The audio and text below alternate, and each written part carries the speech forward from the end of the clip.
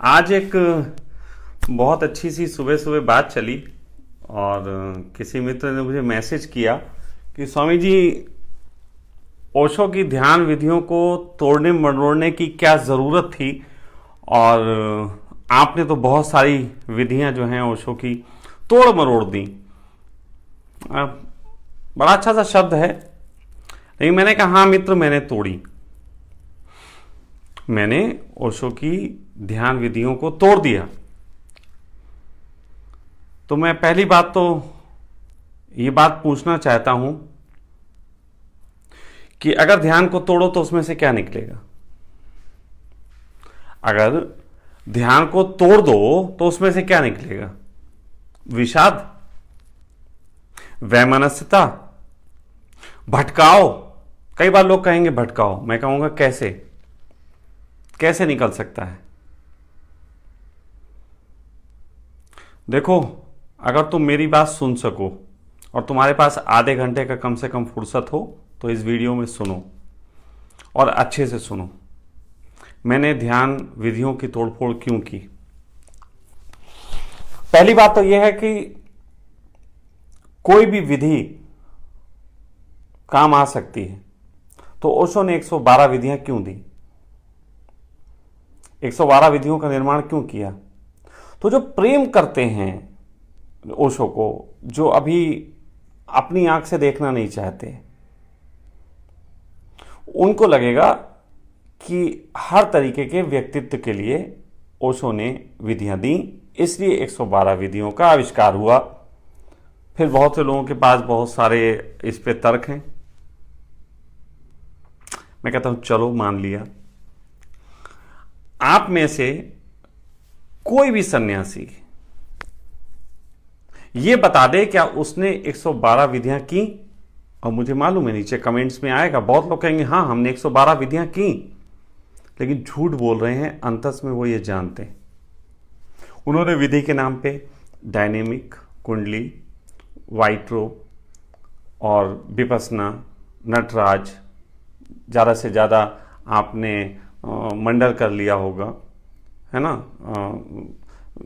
लतिहान कर लिया होगा, या इस तरीके की और 2-4 से विधियां जो शिविरों में कराई जाती हैं कर ली होंगी, और तुम्हें लगा तुमने सारी विधियां कर ली। देखो, कुछ कंसेप्ट्स को समझने चलो।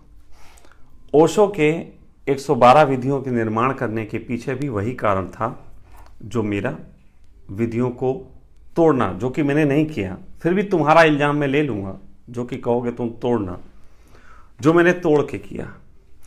असल में मैं शिविर लेता था ओशो के, तो मैंने एक चीज नोटिस की।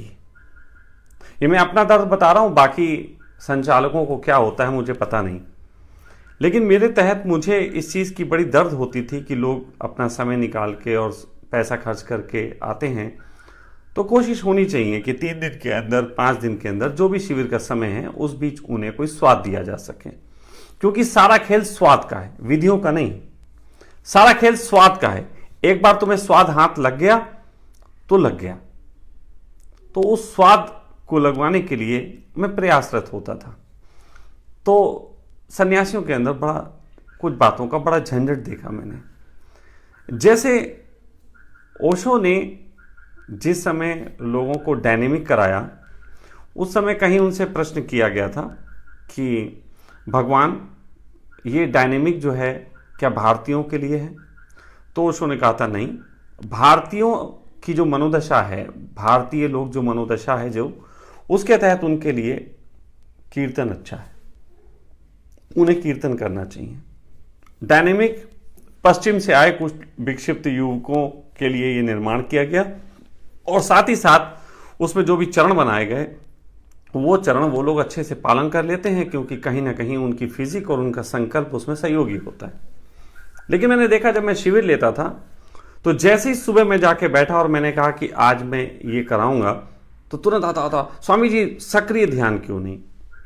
अच्छा, सक्रिय ध्यान कराने वालों का बड़ा एक जबरदस्त मैंने एक चीज देखी, वो आप लोगों ने भी नोटिस किया होगा।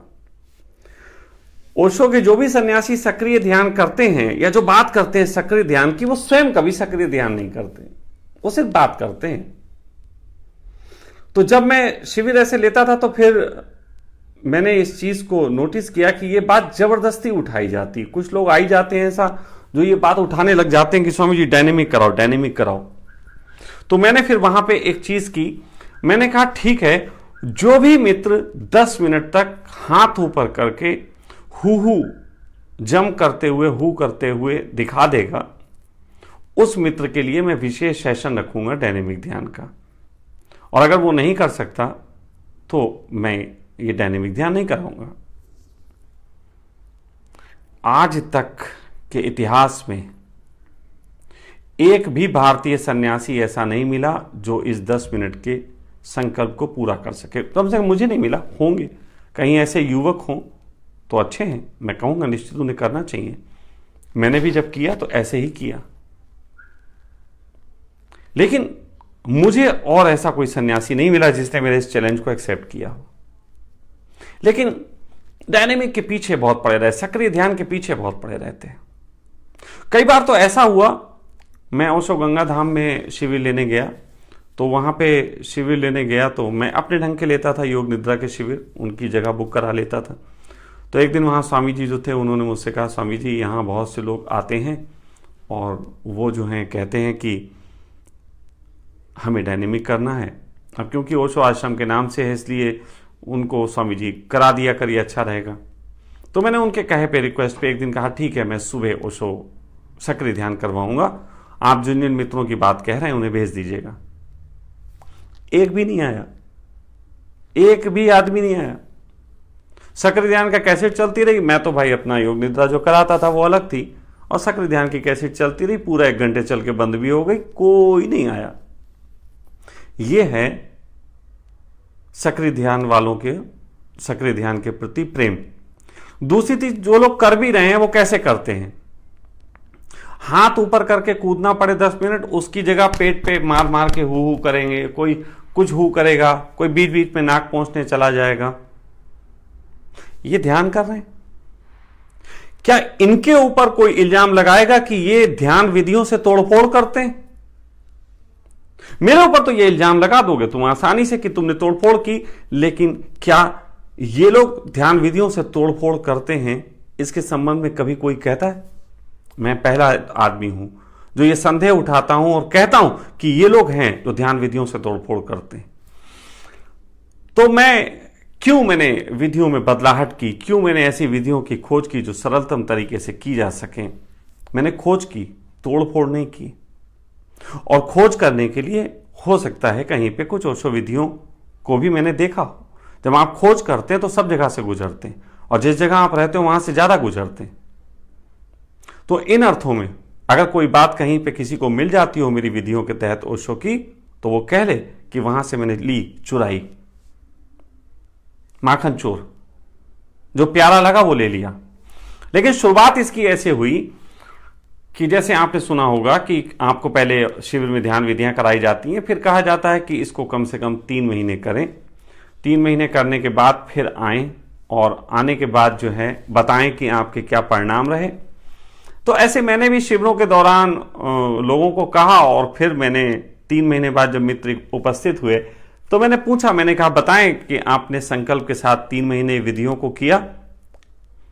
तो जो उत्तर आते थे उसे सुने।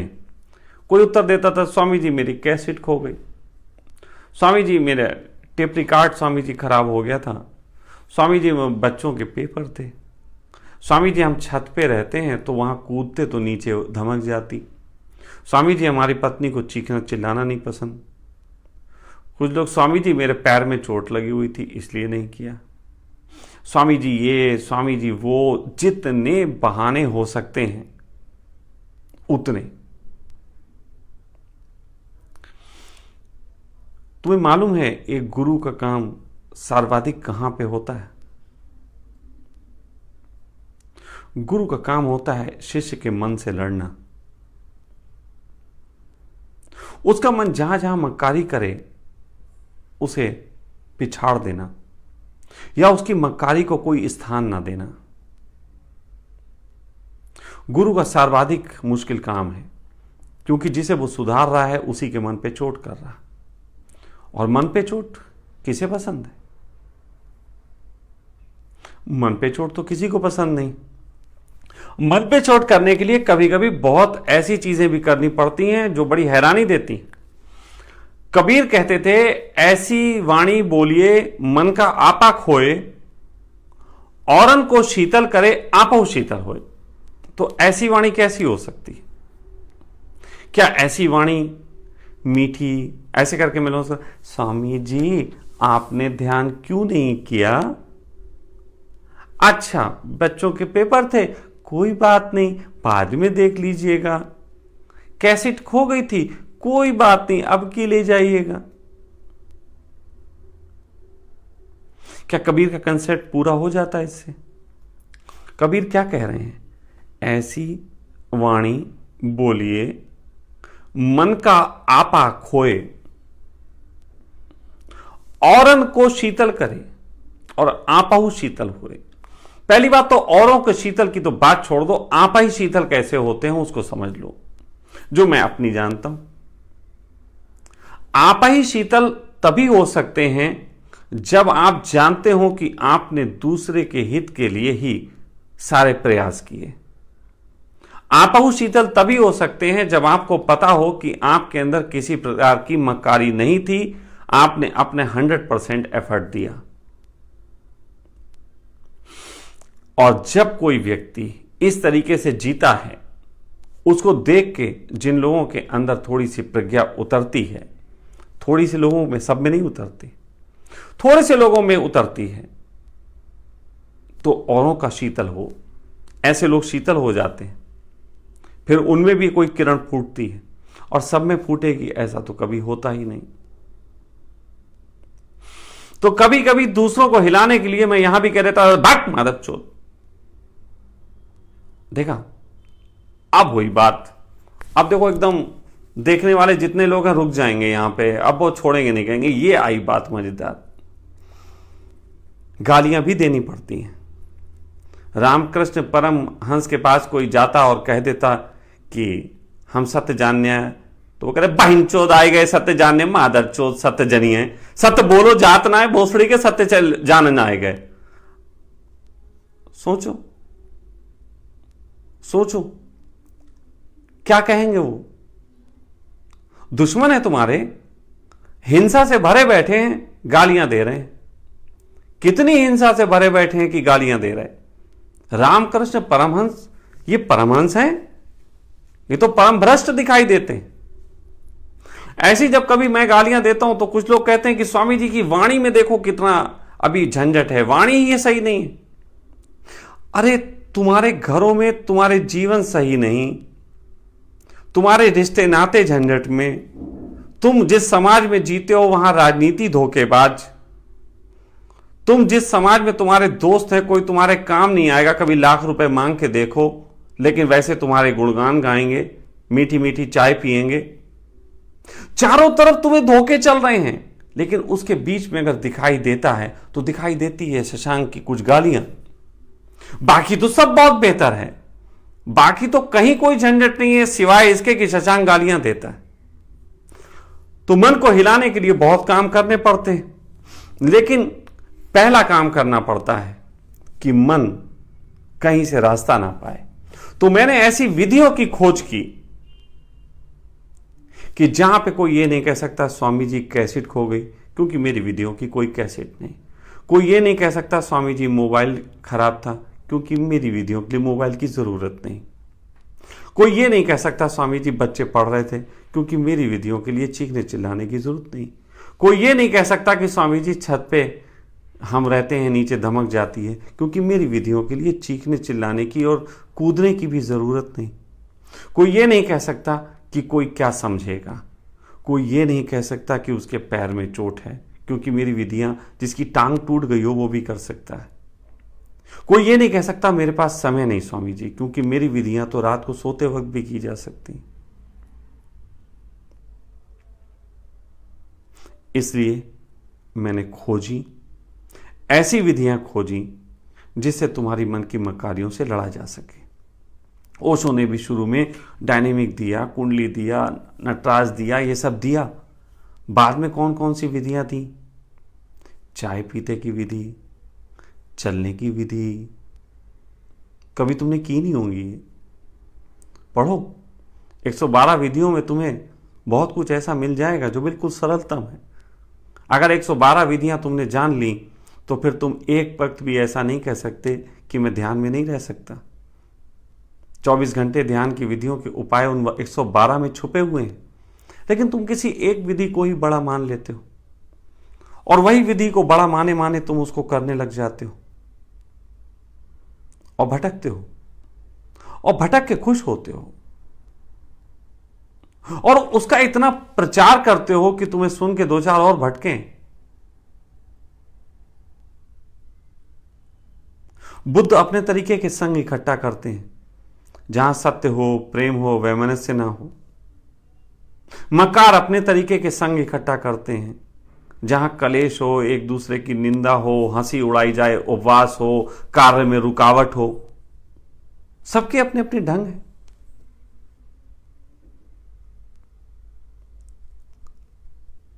हां, मैं कहता हूं, मैंने ओशो की विधियों के साथ छेड़छाड़ ही नहीं की, तोड़फोड़ ही नहीं की, बल्कि अपने तरीके से उसमें कुछ ऐड ऑन भी किया। आप सबको एक बात कहने चाहता हूं।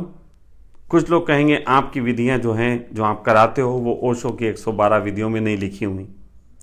तो मैं आपसे एक बात कहना चाहता हूं, राबिया की तरह कहना चाहता हूं। राबिया एक फकीर हुई जिसके बारे में ओशो ने कहानी सुनाई थी कि राबिया के घर एक व्यक्ति मेहमान हुआ। उसने देखा कि कुरान जब उठा के पढ़ी तो कुरान में एक आयत कि शैतान से नफरत करो, उसने काट दी थी। तो जिस फकीर ने पढ़ा वो नाराज हो गया कि राबिया, तेरी ये हिमाकत कि तूने इस तरीके से कुरान में आयत काट दी, तो इतनी बड़ी हो गई। तो राबिया ने कहा, जो मेरी नजर से नहीं गुजरी वो मैं कैसे मान लूं? जब से मैंने थोड़ा सा परमात्मा का स्वाद जाना, तब से मुझे किसी से नफरत नहीं होती, कोई मुझे शैतान दिखाई नहीं देता। तो ये बात ही गलत है, इसलिए मैं कहती हूं कि ये बात काट दो। अगर नहीं काटी गई थी, किसी ने नहीं काटी, तो अब काट दो।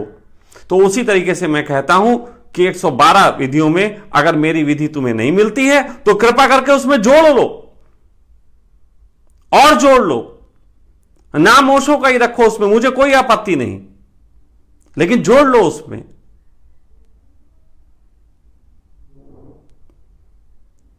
तो ये बात समझनी पड़ेगी, और जिनकी ये समझ में ना आए, अभी उनमें इतनी समझ नहीं कि वो शशांक से मिलने आ सकें।